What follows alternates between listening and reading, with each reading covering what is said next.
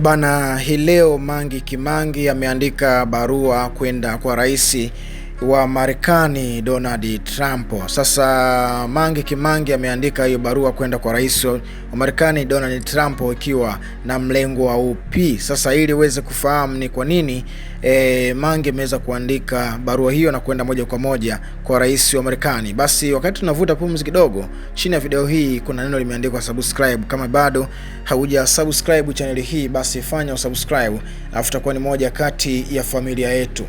Mangi Kimambi ameandika barua kwenda kwa rais wa Marekani Donald Trump akieleza kwamba akaunti zake za Meta ikiwemo Instagram, ukurasa wa habari anaoendesha yeye na namba yake ya WhatsApp zimefungiwa baada ya kufichua ukiukaji mkubwa wa haki za binadamu nchini Tanzania, huku akihimiza maandamano ya amani.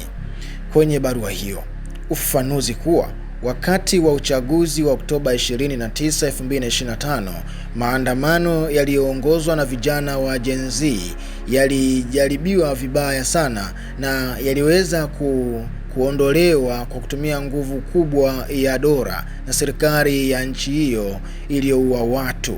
Hali hiyo ya usalama wa raia ukawa ni mdogo. Hali hiyo ililaniwa na taasisi mbalimbali za kimataifa na taasisi hizo kuwa anazihimiza kuwa hatua ya Meta kuzifungia akaunti zake moja kwa moja ni njia ambayo si ya usalama na sio haki za kibinadamu na haki za Watanzania kupitia taarifa za kweli. Watanzania wanakosa taarifa za kweli. Mangi amemuomba Rais Trump kuhakikisha Meta wanarejesha akaunti zake, kuunga mkono sheria zitakazohakikisha uwazi na haki katika hatua za kuondoa akaunti za mitandao ya kijamii, na ashughulikie suala la pana la majukwaa haya kudaiwa kuwa kushirikizwa na serikali ya Tanzania kukandamiza sauti za upinzani, akisema kuwa hatua hiyo huhatarisha usalama, ushirikiano wa haki na ule ushirikiano wa kidemokrasia na haki za kibinadamu.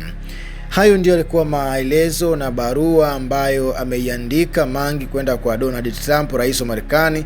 Maelezo yake ndiyo hayo. Sasa tuweze kusubiria kuona Donald Trump ataijibu vipi barua hiyo ambayo Mangi Kimambi ameiandika kwenda kwa rais wa Marekani. Naona Mangi ametaka kuionyesha Afrika na dunia kwamba hata nguvu ya kuweza kufanya ushirikiano na baadhi ya viongozi wakubwa anayo, na ikitokea kwa mfano sasa barua yake ikajibiwa kwa ukubwa na kuonekana Mangi alikuwa ana haki, basi moja kwa moja dunia tatambua kumbe Mangi ana nguvu kubwa zaidi, maana rais wa Marekani ni anatambulika duniani kama ndiye rais ambaye mwenye ushawishi duniani.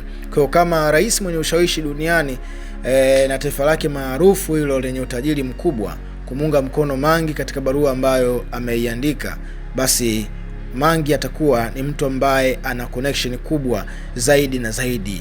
Bana, ukitaka kufahamu mengi zaidi kupitia chaneli hii ili uwe familia yetu ya kudumu, unaweza ukasubscribe tu. Lakini kitu kingine ndugu yangu, comment hapo chini hapo chini ya video hii, wewe comment hapo, kuna neno limeandikwa comment au toa maoni, basi bonyeza hapo alafu uandike chochote kile ambacho unakihisi kina mantiki, yani kina maana, lakini kinachohusiana na habari ambayo nimekuletea. Bye bye.